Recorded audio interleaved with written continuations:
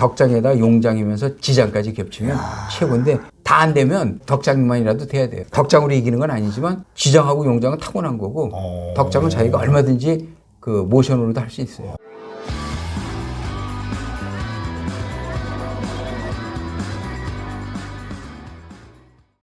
반갑습니다.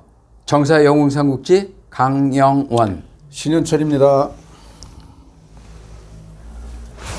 지난 그 12편에서는 네. 그 장원이 용병을 실패해가지고 네. 농서로 진압당한 6개의 부대 그 관군이 모두 피퇴했고 네. 그 동탁만이 병력을 손상당하지 않고 무사히 북풍으로 돌아왔다 그랬죠. 네, 그랬죠. 예. 네. 이제 13회에서는 네. 이렇게 돼서 장원이 용병에 실패함으로써 이후로 서량이 난을 진압하는데 큰 애로사항을 겪게 돼요. 네. 이제 서량이 반란군 진압을 총괄적으로 책임진 장원은 그동안 그 3명의 네. 호랑이를 갖다 이제 거느리게 됐는데 일단 보면은 네. 3명이 유주 지역, 예, 유주 지주 지역. 지역에 네.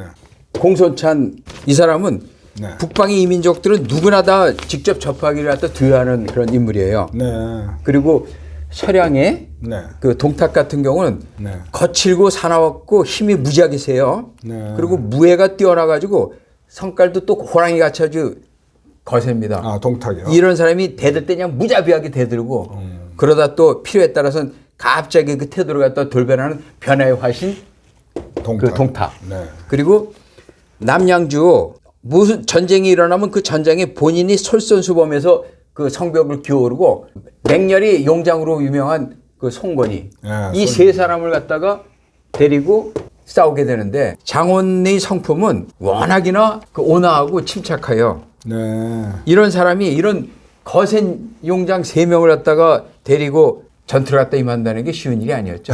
온화한 사람이 그렇죠. 호랑이 3마리를 대적한다. 그렇죠. 야. 정말 극도로 조심스럽고 차분한 성격에 물론 지략이 뛰어났지만 그런 사람이 거센 3명을 갖다 건드리고 그 싸우기가 워낙이나 힘드니까 네, 이제 어려웠군요. 용병에 계속 이제 실패하게 돼요. 네. 또 거기다가 또 장원은 어떤 일이 있었냐면 선양의 난을 갖다가 정벌하기 전에 네. 그 오한족을 중심으로 그 공손찬에게 네. 오한돌기 3,000명을 뽑아가지고 네. 공손찬에게 이제 도독을 맡겼어요. 네. 그리고 이제 그 유주에서 동원시키면 곧바로 쳐들어오라고 했는데 그때 이제 공손찬이 유주 광양 계중에서 네. 그 삼천의 오한 돌기병을 갖다 직결시켜 가지고 네. 그 서량주 한주를 갖다 이제 토벌할 준비를 하고 있었는데 네. 그때 공손찬의 공적을 시샘한 무리가 네. 공손찬의 군세들에게 먹일 군량 지부를 갖다 마구 이제 밀어버려요. 아니, 그런 법이 어디 있어요? 공과 사를 구별해야 되는 거 아닙니까? 아 그렇죠. 근데 네? 참 그 묘한 게 네. 공사를 갖다 구별하지 못하는 사람들이 현대도 그렇고 자기 살이나 사역이 우선 가는 사람들이 한 90% 이상이 되는 것 같아요. 현대도 그런 공사를 철저하게 지킬 수 있는 사람이 있다면 네. 이 우리나라도 현실 정치나 이 모든 흐름이 국민들에게 신망을 받을 텐데. 그렇겠죠. 그 왜 그 공손찬이 그 공정을 갖다 시샘했냐면 네. 이 사람이 사실 장원이 네. 서량의 난에 이제 투입하기 전에 공손찬에게 네. 5월경에 그 오한돌기 이제 3,000명 갖다 모집했을 때 네. 그때 변방에서 네. 그 중산 국상으로 있던 장순하고 태산군수 장거 네. 이 사람들이 사실 같이 협력해 가지고 네. 장순이는 자기가 오한돌기에 그 도덕이 되고 싶었었어요. 근데 그 장원이 딱 본 입장에서 보면 맡기가 좀 어렵다고 생각했고 네. 의욕만 앞서지만 당신 아니다 하고 당신은 도덕을 공손찬에게 맡기고 네. 거기에 이제 부장으로 이제 합류하라고 했던 그거에 대한 불만이 있었던 상태죠. 그 이 사람이 계속 이제 트릭을 걸었던 거예요. 그랬군요. 공손찬의 경우는 네. 3명의 그 변방 호랑이를 갖다 동원시키려겠지만 결국은 오한돌기에게 이제 군량을 갖다 대주지 않고 네. 장순 같은 사람이 하니까 결국 오한돌기 이 사람들은 동원이 될 수가 없죠. 그렇죠. 그러니까 뭐 너희 한나라는 이따위야. 너희 믿지 못한다고 다시 오한으로 돌아가 버려요. 그러니까 이제 공손찬은 참여를 못하게 되죠. 그리고 이제 서량주에 동탁이하고 남양주에 이제 손견 손견. 둘이는 이제 참여하게 되는데 둘이가 서로 아주 자기가 제일이라고 생각하는 그런 아주 맹호들이었어요. 아, 동탁하고 순견이요? 그렇죠. 네. 그 변방에서 자기가 이룬 업적이 이런 식으로 된다고 하니까 계속 둘이 치고받고 싸우고 하니까 거기서 그 전략보다도 학식과 그 인품은 있어도 차분하고 조용한 성격의 그 장군이 그를 갖다가 이끌기 어렵죠. 네. 그러니까 결국은 조정에서도 그런 사실을 알게 돼요. 그래도 불명예스럽게 퇴위시키면 안 되겠죠. 네. 그리고 또 장원은 그 전에 말씀했듯이 탕류파로 황관들에게 네. 뇌물을 주고 관직에 들어간 학자 출신이라고 그랬죠. 네. 네. 그 당시 황관들에 대해서 많은 보호를 받았어요. 네. 그래서 불명예스럽게 전장에서 패하더라도 네. 불명예스럽게 쫓겨나는 건 안 되겠다. 이제 얘네들이 해가지고 영재에게 부탁을 해서 그 영재가 태위, 조정의 그 삼공 태위로 추대해가지고 빼돌리고 후임으로 황보승 장군을 임명해요. 황보승이 임명이 된 후에는 일사불란한 지휘체계를 갖다 이제 유지하게 되죠. 그분은 뛰어나신 분이죠. 그렇죠. 그러니까 워낙이나 강력한 지도력에다 일사불란한 용병을 취하니까 네. 송경과 동탁이 동탁이. 서로 더 이상 뭐 자기 이견을 내지 못하고 이제 통제가 돼요. 그래서 이제 황보승이 효율적으로 이제 용병을 발휘해가지고 반란군을 가고 싸우는데 연전연승하죠. 네. 그리고 이제 결국은 반란군의 그 수계인 변장 등이 네. 기성 외곽으로 네. 여기서 이제 농서 여기가 쳐들어왔었다 그랬죠. 네. 맨 처음에. 변장이, 예. 그래서 그 전번편에 동탁이 잠역을 쳐서 도주해가지고 성공했고 나머지 전부 다 패했다 그랬죠. 네, 그랬죠. 그러니까 다시 이제 패해가지고 다시 자기 금성으로 돌아가요. 거기 이제 서량으로 돌아갔지만 변장은 기성을 갖다 이제 공략을 해버립니다. 네. 기성을 공략해가지고 네. 결국은 서량에 있는 기성을 이제 함락시키고 네. 거기서 이제 병마를 갖다 다시 조련해서 다시 이제 그 서량의 독립을 일으키겠다고 하던 중에 병으로 죽어요. 근데 이제 기존 삼국지 모태 소설들에서는 뭐 한수가 죽였다고 하는데 그렇죠. 병으로 죽었어요. 이제 변장이 이제 타계한 후에 그 한수가 졸지에 한족 반란의 수장이 되죠. 네. 이제 자신의 서량을 독립시키겠다는 구상 하나하나 해나가지만 애초부터 핵심으로 세웠던 그 북궁배곡하고 이문호가 반란의 핵심이었었죠. 네. 사사건건 반반을 일으켜요. 결국은 한수하고 마음이 맞지 않으니까 소리 장도 이제 계책으로 이들을 갖다가 제거하려고 이제 마음을 먹죠. 아니 소리 장도 계책이 뭐예요? 소리장도 이제 계책이요. 미소 안에다가 그 숨겨요. 칼을. 살살 웃으면서 숨기다 무슨 말씀인지 이해가 되죠? 무서운 거네요. 그렇죠. 결국은 웃는 미소 뒤에 그렇죠. 칼을 숨기고 있었던 거예요. 그러니까 결국은 문제는 뭐냐면은 친하게 대하고 하니까 긴장을 풀고 있었죠. 그래서 소리장도 전략을 딱 써가지고 연애 초대시켜가지고 마음 편하게 해놓고 그냥 쳐 죽여요. 그리고 그들의 병사 그 10만 명을 갖다가 자기 수중에 집어넣죠. 그러니까 이제 10만이 넘는 병마를 갖다 장악했으니까 한수가 막강한 힘이 생겼죠. 그렇죠. 다시 이제 농서를 도망갔다가 기성에 있다가 농서를 이제 공략해요. 농서. 농서가 이 사량의 이제 중심 지역이 되는데 농서를 이제 공략해 들어가죠. 그래가지고 농서를 포위해가지고 그 태수 이상여에게 이제 회유를 하는 거예요. 어차피 그 이 서량에서 너희들 살 길이 없고 나에게 합류하라고. 그러니까 이제 이상여가 딱 놓고 보니까 사실 서량 자사 경비가 아주 인품이 나쁘다 그랬었죠. 서량 자사 경비하고 마음도 맞지 않고 그냥 투항을 해버려요.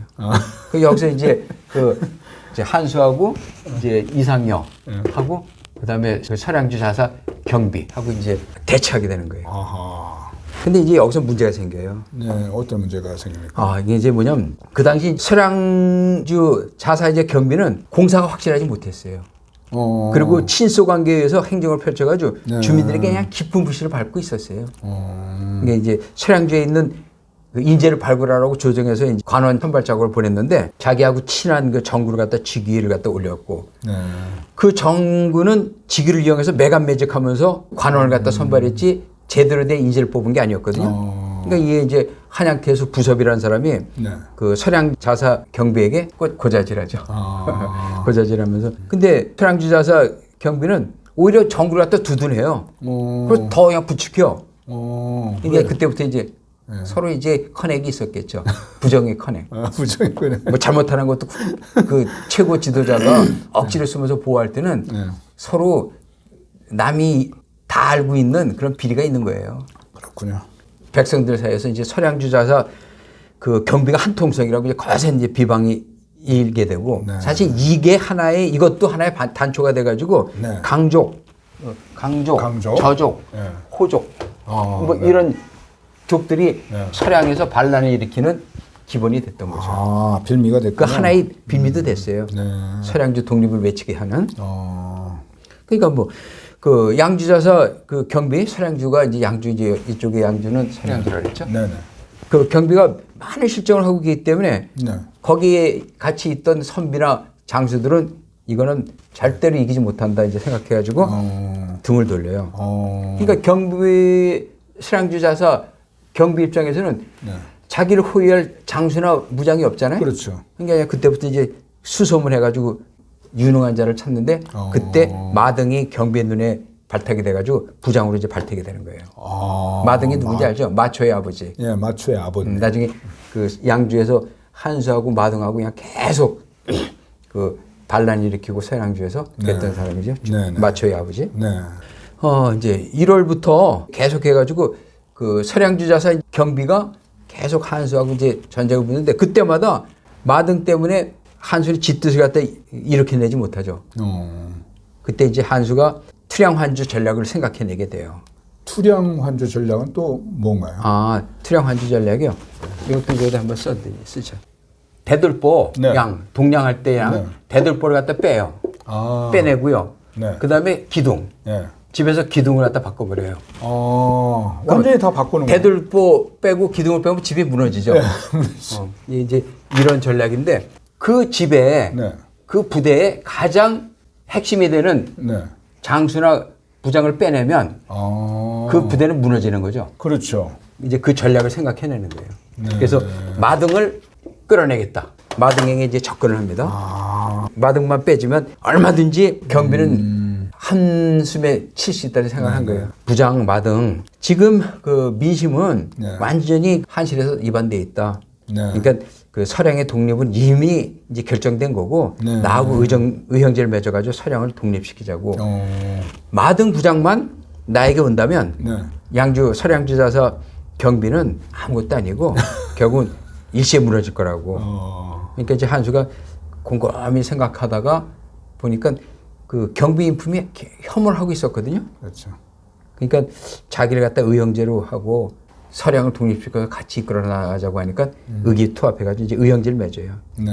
이제 서량에서 명성이 있고 네. 그다음에 무예까지 출중한 마등을 끌어들이니까 네. 한수가 이제 실질적인 서량이 최고 이제 실력자가 되는데 그렇겠네요. 금성에서 한동안 한수와 대치하던 그 서량자사 경비도 네. 결국 뭐 손 놓고 뺏길 수는 없잖아요. 그러니까 그 서량이 6개 주, 6개 군에 네. 장수들 갖다 전부 다 모아들여가지고 네. 이제 금성에 있는 한수를 갖다 이제 공략해 들어가요. 그런데 인망을 잃은 장수가 그 밑에 군사는 이게 따르나요? 안 따르죠. 안 따르죠. 네. 결국은 경비는 농서군 그 적도, 네. 농서군에 네. 그 적도가 있어요. 네. 적도에서 그 부하에게 이제 살해당해요. 자기 부하에게. 인품이 하도 나쁘니까 결국은 그 용병을 하려면 네. 그 황보순 같이 네. 정말 자기 수하들이 완전히 마음으로 복종하게 만들어야 되는데 그렇죠. 그게 가장 기본인 것 같아요. 조직을 이끄는데. 덕장. 네, 그렇죠. 덕장에다 용장이면서 지장까지 겹치면 최고인데 다 안 되면 덕장만이라도 돼야 돼요. 덕장으로 이기는 건 아니지만 네. 지장하고 용장은 타고난 거고 덕장은 자기가 얼마든지 그 모션으로도 할 수 있어요. 이제 그 한양태수 부서분 이제 생포돼가지고 수급이 잘리죠. 네. 그러니까 뭐 조정에서는 서량이 자사하고 태수 등이 줄줄 패배하니까 네. 이제는 패배했어. 네. 이제 사주를 해가지고 이제 곧 낙양이 이제 여기서 넘어오죠. 네, 네. 넘어 들어와요. 네. 넘어 들어오면 낙양이 곧 그 함락될 위기가 돼요. 네. 이렇게 사주를 해서 이제 넘어 들어오니까. 네. 그럼 낙양 주변이 경제위원이 관리하고 그다음에 좌쪽에는 풍익이 제가 한다 그랬죠. 네. 우쪽은 우부풍이.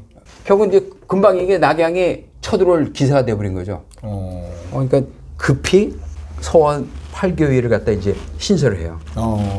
그게 188년 8월이에요. 서원 8교회를 신설하는데 그 수장도 환관을 세우죠. 십상시 건석을 갖다 상군 교회로 삼아가지고 그 서원 8교회를 이끌게 하고 이제 중군교회를 원소를 중군교회로 삼아요. 8교회면은 요즘으로 치면 수도경비 사령부가. 그렇죠. 수경사. 최고 막강한 힘을 가졌죠, 그 당시에. 그리고 원소를 이제 중군교회를 삼았다 그랬죠. 네. 그리고 포홍을 하군교회. 그 다음에 조조를 정군교회. 조조를. 그렇죠. 그 좌교회 하모. 그리고 하모. 순우경을 우교회. 네. 그 다음에 조용을 조군 좌교회. 그 다음에 풍방을 조군 우교회. 하여튼 이 뛰어난 중견 장수들을 갖다가 그 선임해가지고 낙양 주변을 이제 지키게 해요. 네. 그럼 여기서 딱 보면 서원 8교의 인물들을 갖다 딱 보면 네. 다 나오죠. 네, 이제 다- 후일에 삼국지를 이끄는 아주 그냥 맹장들이 다 여기 포진되어 있어요. 그러네요. 쟁쟁하네요. 이렇게 하니까 삼국지 이해가 쉽죠. 갑자기 그 순우경이는 뭐 무능한 자가 갑자기 술만 먹다가 오소를 지키다가 조조한테 당해가지고 그 코가 잘리고 죽었다 이런 허위가 나올 수가 없어요. 네. 순우경도 엄청난 능력이 있었고 맹장이에요. 이제 향후 나올 얘기지만 순우경이 오소를 지키면서도 절대로 술 먹고 그런 적 없고 철저하다가 이제 그 전략상의 그 혼수모아 전략 혼수. 적병으로 위장한 걸 갖다 이겨내지 못하고 그냥 당한 거였었던 네. 건데 이런 아주 그 쟁쟁한 중견 장수들이 낙양을 갖다 딱 지키게 되는 거예요. 그럼 일대가 황보숭, 네. 그다음에 주준, 야. 노시, 뭐 장원 같은 게 1세대인데 이 사람들이 이제 2세대들이 나중에 삼국지를 이끌어요. 장원이 서량이 총 진압군 사령관이었을 때는 네. 그 한족 군벌하고 이민족 족장들이 그 합심해서 장원을 갖다 우습게 가지고 놀았는데 네. 네. 장원이 물러나고 황보승이 딱 그렇죠. 들어온 순간부터 이들은 황보승이. 싸움이 안 돼요. 네. 연전연패해. 어. 세력이 급격히 약해지니까 어떻게 되겠어요? 10만 대군을 갖다 한수가 몰았는데 북궁배곡하고 이문호한테 10만을 뺏었는데 그냥 연전연패를 패했다 그랬잖아요. 다시 이제 세력 있는 자를 갖다 또 포섭해야 되는데 한수가 그런 그 아주 협상 능력이 뛰어난 인물이에요. 한수가 다시 나타나가지고 다시 앞서서 이제 그 마등 같은 그 맹장도 끌어들인 협상술이 대단히 보통이겠어요? 그렇죠. 서량을 중심으로 동역과 서역의 교육을 갖다 이제 관장하던 그래서 그냥 엄청난 부를 갖다 유지한 왕국이라는 사람이 있어요. 왕국. 왕국이라는 사람을 주군으로 이제 추대해가지고 네. 세력을 확장시켜요. 네. 돈이 많고 지역에 인맥도 많으니까 이 사람이 그 돈을 갖다가 투여해가지고 그 병사들 갖다 수집하죠. 모병도 하고 그냥 철저하게 해가지고 합쳐지니까 뭐 그 지역에서 명망 있는 왕국에다가 네. 정말 한수에다가 네. 그 다음에 또 마등 같은 아주 맹장이 연합되니까 이건 뭐 아주 이제 위기에 이제 처해 있는 거예요. 네. 여기서는 서원8개 아까 이제 신설했잖아요. 네. 더 중심적으로 신경 쓰라고 그냥 특별 명령을 내려놓고 이제 황보승에게 다시 한번 이제 이들을 갖다 치라고 이제 이제 명령을 내리죠. 네. 그때 황보승에게 이제 명령을 내리 황보승도 대비하고 있는데 네. 왕국이가 수개월 동안 그냥 반군을 모집해가지고 그 군수물자를 확보하기 위해서 이제 힘이 세졌죠. 그렇죠. 대대적으로 군사를 이끌고 이제 진창으로 그냥 쳐들어와요. 진창으로 딱 쳐들어오는데 조정에서는 당연히 대비하고 있었죠. 네. 우장군 황보승이 이제 전장군 동탁하고 함께 4만 병사를 이끌고 진창성을 구원하러 가라고 그래요. 근데 황보승이 진창성이 여기 있다면은 네. 진창이라고 하고. 네, 그럼 진창성을 갖다가 이들이 이제 저기들 포위를 했어요. 네. 황보승은 이 포위한 그 이들을 갖다 치려고 하지 않고 그 황보가 벌판에다가 병사를 갖다 딱 배치해 놓고 공략을 안 해요. 왜? 여기를 안 해. 그러니까 동탁이가 딱 이러는 거예요. 아니 지금 우리의 사기가 굉장히 그 강하고 네. 적병을 갖다 계속 그 장군이 이겨가지고 우리 사기가 강한데 왜 공격을 안 하냐고. 딱 하니까 이제 황보승이 딱 얘기를 하죠. 지금은 네. 진화타급 전략이 필요할 때라고. 네. 진화타급 전략은 얘기했었죠. 진화타급 전략은 전편에 나와서 설명해 주셨죠. 그렇죠. 네. 그 불이 타는 집에서 물건을 훔치려면 네. 불길이 환할 때 훔쳐낼 수 없다는 식으로 물건 빼내려면. 그렇죠. 좀 그 불이 수그러져야지 물건을 빼낼 수 있듯이 네, 네. 적병이 기세가 아주 강하고 네. 그럴 때는 절대로 들어가면 당한다 이거죠. 네. 그러니까 이제 완전히 그들의 기세가 이제 꺾였을 때 그들을 갖다 쳐야 된다는 진화타급 이제 전략을 네. 딱 얘기하는 거예요. 네. 이제 그러면서 진창성은 경고하고 네. 또 이 진창성의 그 성주 자체가 유능한 사람이었거든요. 네. 얼마든지 그 얘네들이 공략을 해도 최소한 수송은 가능하다. 수송이 가능하다. 네. 그러면 이들이 왕국이가 암만 거세게 공략을 해도 네. 몇 개월만 막아내면 네. 그래도 이들은 이제 지칠 거라고. 지친다. 그랬더니 동탁이 거기서 이제 계속 이제 반론을 저지르는 거죠. 네. 그냥 호랑이 같은 거 성격 가지고 말도 안 되는 소리 하지 말라고. 지금은 당장 공격해가지고 진창성을 구해야 되는데 네. 장군이 너무 아주 소심한 거라고. 소심하다. 그러면서 그냥 계속 비방해요. 이제 그런 중에도 황보승은 자기 소신대로 3개월을 버텨요. 그래가지고 189년 2월이 돼요. 네. 먼저 3개월에 걸쳐 그냥 공성하려면 공성하는 사람들이 얼마나 힘들어요. 그렇죠. 지키는 사람이 그 막아내는 적이지만 네. 공성하는 사람은 5배 이상의 힘이 드는 거거든요. 그렇죠. 기어오르고 뭐 하고 죽고 몇 개월 만에 지치니까 왕비가 스스로 그 병사를 갖다 이제 몰리려고 하죠. 물리려고 해요. 이때 황보승은 이제 우장군에서 좌장군으로 이제 승격해 있었어요. 네. 때를 놓치지 않고 네.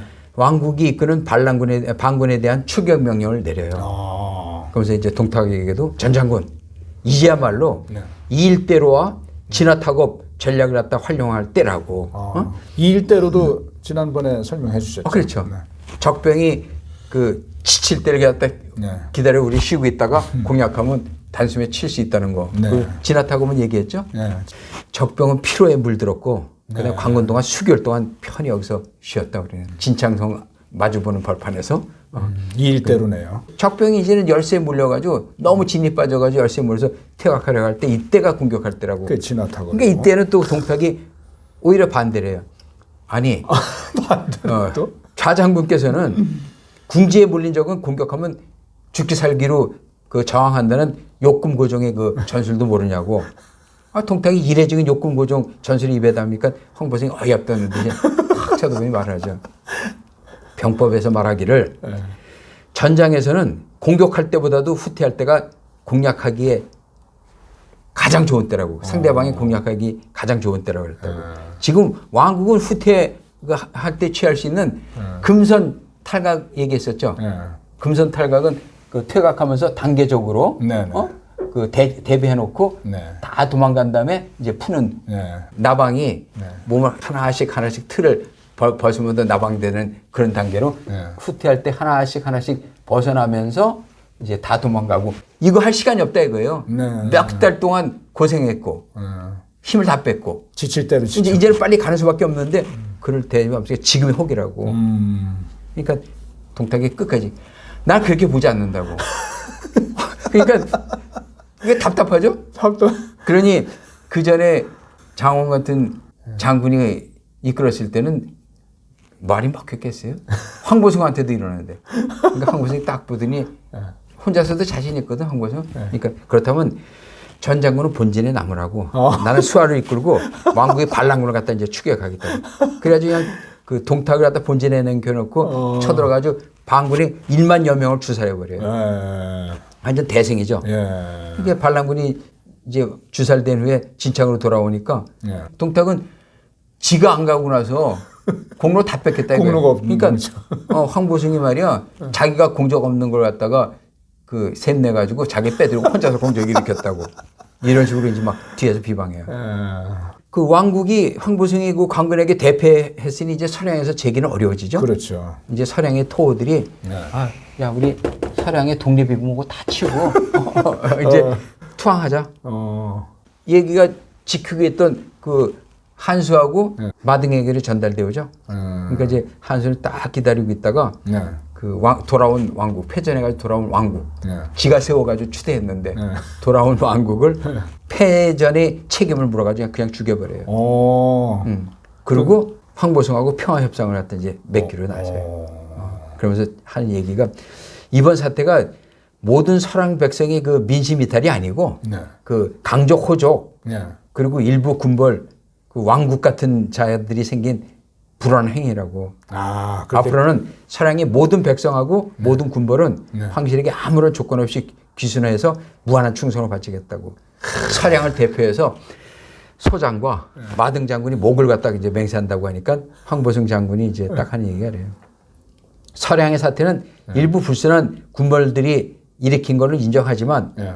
앞으로 예. 한왕실의 뜻을 저버리지 않는다는 뜻을 두 장군이 약속하라고. 어. 그리하면 내가 책임을 지고 조정해서 이제 당신들의 그 투항을 받아들이는 윤을 받아내겠다고. 목숨은 살려주겠다. 그렇죠. 이거죠. 그래서 결국은 이들이 그에 대한 충성을 바치기로 약속하니까 황보승이 조정에 이제 그 뜻을 올려가지고 평화협정을 완결지어요. 그래서 서량의 난이 그렇죠. 끝나는군요. 그렇죠. 이제 그래가지고 그 184년 네.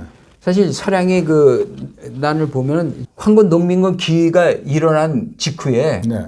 서량에서 지네 혼자 독재로 일어난 게 아니에요. 네. 황건 농민군이 전역에서 100만 그 순수한 농군들이 일어났을 때 네. 지네들이 그걸 갖다 빌미 삼아 그것 같이 그 바람을 타가지고 이제 184년에 이제 일으켰잖아요. 네. 근데 군벌들이다 보니까 황건 농민군은 순수한 그 백성들이 황실의 탄압에 그냥 순수한 마음이 일어났기 때문에 체계적이고 전략적으로 싸울 수 있는 여지가 못 됐죠. 없죠. 순수한 농민들이었죠. 네네. 도적이라고 볼 수도 없어요. 분노에 의해서 그렇죠. 분노에 의해서 일어난 아주 순수한 그 서민의 그 밀란인데 네. 여기는 군벌들이 일으킨 군란이에요. 네. 그러니까 5년이나 보셨군요. 급버진 거예요. 네. 그래가지고 189년에 이르러서 이제 그 서량주 독립을 주창하던 서량의 날이 종결되지만 5년 걸렸어요. 100만이고 얘네들 10만도 채 안 됐는데 네. 10만 가지고 5년을 버텼어요. 근데 황건 농민군은 100만이 그 순수한 백성이 일어나가지고 했다는 건 얼마만큼 도적대도 아니고 네. 그다음에 그 반란도 아니라는 게 나오죠. 순수한 국민의 봉기였던 거죠. 민중의. 그러네. 우리나라로 따지면 동학혁명식으로 그렇게 봐야 되겠 거예요. 네. 근데 이제 그 북서지방에 대한 한실의 그 통제력은 네. 결국은 서량주난이 그 통제가 됐지만 상실되고 네. 이제 이게 결국 후에 어떻게 되냐면 100년 후에 네. 위초고의 삼국시대가 이제 끝난 후에도 네. 진국이 이제 들어서죠. 네네. 그 이제 진국이 부려되면서 흉노족, 강족, 저족, 네. 흉노족이 결국 한실 진국을 쳐들어와가지고 중국을 5, 16국을 만드는 그런 기본이 바로 서량주의 그 부시가 되는 거예요. 네. 자, 하여튼 이로써 13편은 이제 끝을 내고 네. 다음 14편에서는 요동의 난. 네. 네, 요동의 예, 그렇죠. 이제 저쪽이네요. 그렇죠. 네. 그 한왕실의 이제 내후예환 중에서 네. 그 서량주의 난은 이제 끝나고 네. 이제 요동의 난이 이제 또 네. 연결되는데 네. 그 전에 서량주 난의 그 기절 한번 말씀드릴게요. 그 서량주 난하고 요동의 난하고 같이 맞물려 가요 또. 네. 그 서량주의 난은 황건 농민군이 발생한 그 빈틈을 이용해서 자기네들도 같이 네. 그 동조한 거고 네. 또 요동의 난은 서량주의 난 그거 갖다가 일어나는 그 와중에 지네들도 같이 하나씩 산발적으로 하면 그 한 황실의 왕조하고 싸우기 어렵죠. 네. 그걸 같이 해서 일어나는 건데 하나씩 정리했죠. 만약에 황건 농민군의 기이하고 네. 그 서량주의 그 군벌하고 네. 그 다음에 오한족들 여기 요동의 난이 한꺼번에 무너졌다면 한왕실이 그때 무너졌을 거예요. 그렇겠네요. 그럼 이제 이거 한번 보면은 184년 네. 겨울에 황건 농민이 거의 끝날 중간 정도에 일어나가지고 네. 요거하고 이제 왜 썼냐면 다음 편에 요동의 난하고 이제 비교하려고 그래요. 네네. 85년도에 황보승이 진압군으로 결정됐다가 185년에 8월에 장원이 대체가 된다 그랬죠. 네. 그렇죠. 이게 대체돼 버려요. 이거 이제 판관들이 밀어내 버리고. 네네. 그죠? 그러고 나서 186년에 아까 얘기했던 그 중산국장 장순이가 네. 오한돌기 도덕이 되기를 원했지만 못 됐다고 그래가지고 장원에게 반발이 일어났다 그랬죠. 네네. 결국 이때 이제 186년 그 5월에 중산국장 했던 장원이가 네. 난을 일으키는 거예요. 요동의 난을. 네. 이 요동의 난. 그러니까 서량의 난 중간에 요동의 난이 일어났군요. 그렇죠. 여기서 이제 일어나는 건데 이제 이쪽으로 좀 낮을 쓰죠. 그러고 나서 그 187년 네. 1월에 변장이 죽고 한수에게 이제 총사령관 자리가 넘어가죠. 네.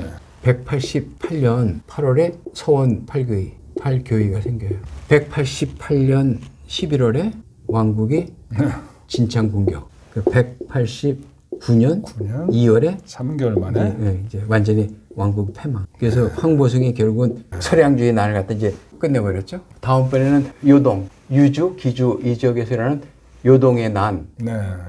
중상국장 장순이 일으키는 요동의 난, 네. 이제 그거하고 이제 연대 같이 연결시켜서 이렇게 할게요. 장안 중심의 경주는 그다음에 우부평, 자풍익 여기까지도 위험이 있었다 그랬죠. 우부평까지도. 네. 결국 황보숭이 다 이제 진압해버렸어요. 황보숭이 대단한 장군이시네요. 그렇죠. 지금까지 시청해주신 시청자 여러분께 감사드리고 14편에서는 더욱 좋은 소재로 찾아뵙겠습니다. 감사합니다.